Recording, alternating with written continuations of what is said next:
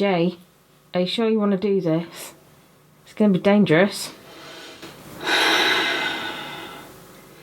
I know, but someone's got to do it. And to lie would be a sin. The others is a 2 to 5 player, one versus many game. Basically, it's asymmetrical. One player plays the role of a sin, and the other players play the roles of heroes. And the idea is each game you will have a mission, kind of like this.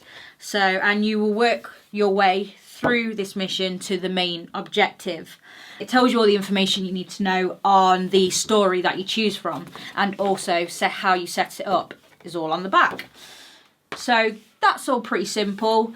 Essentially, you are rolling dice, and the other player is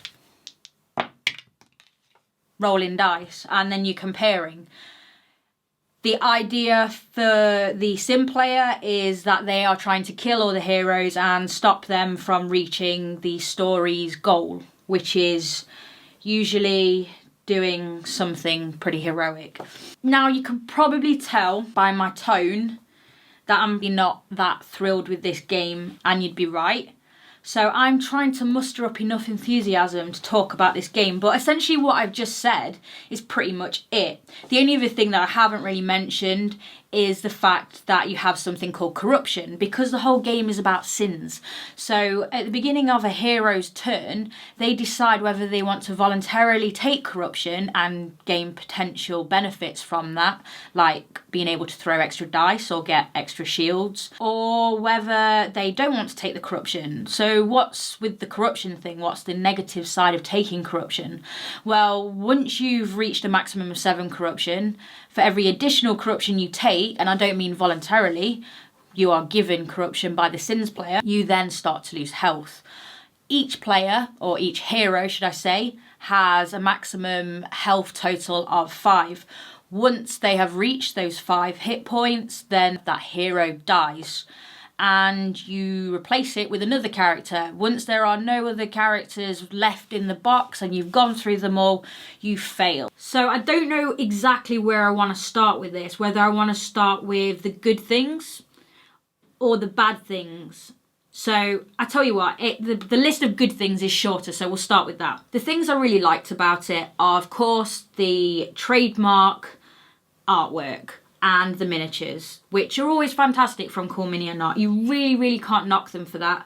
That is just amazing, and I really want to paint it, and because I don't really like the game, which we'll come to in a bit, I'm probably not going to even bother with that now. Like I said, the artwork is fantastic. It really, really is. Can't knock it. Component quality, the little hearts for the little lives, the custom dice. There is so much to like about this game on an aesthetic level, but when you strip all of that away, you are essentially left with dice chucking game. And for me, that didn't warrant the several hours playtime and setup time. And I know what you're thinking, people who have played this game, or actually even people who haven't played this game, go, Jay, surely there is more to this game than just chucking a few dice. And you'd be right, there are some things. So like the sim player, you know, at the end of every round, you're going to be moving down an apocalypse track, which more bad things happen.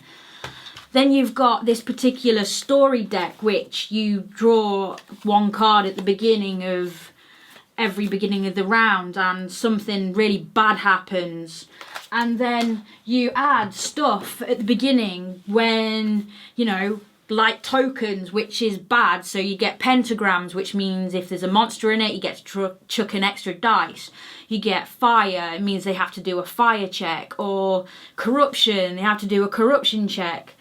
And there's those elements which sort of take you to role-playing games. But role-playing games are fun, and your characters progress through a really story-rich environment that you can become connected to and take through this whole campaign. Well, this game doesn't have any of that, so these characters are essentially just disposable, like the card that they're made on. And with all saying that, I just really didn't enjoy the game, and that's not even taking into consideration how unbalanced I think the game is. I mean, it's based on dice rolls and the look of the cards that you're drawing, because the Sin player draws cards when these altars haven't got heroes in the rooms next to. So you draw cards and you can play these on the turns, you know, between turns. And that's another thing, I've not even got onto that. You have these turns, so heroes have turns where they flip their turns and then they do a turn, and then the Sim player has reactions and you can only react to the hero that's just gone, but the cards you can play at the beginning of the turn. So it's just the game feels bloated and disconnected. The turn mechanic is just so convoluted and, like I said, unbalanced. I played The Sins and all I was doing through the whole game to the hero player was... And when you see the person opposite you not having fun, it kind of takes the shine off it. Whether you're winning or not, the idea is to be having fun whilst you're playing this game. And, you know, they weren't, and I wasn't. So what's the point of playing the game? So that's the others.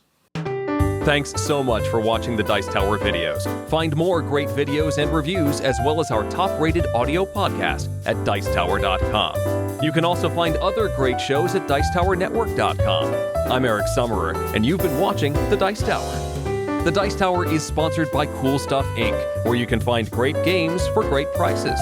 Cool stuff in stock. Check them out at CoolStuffInc.com.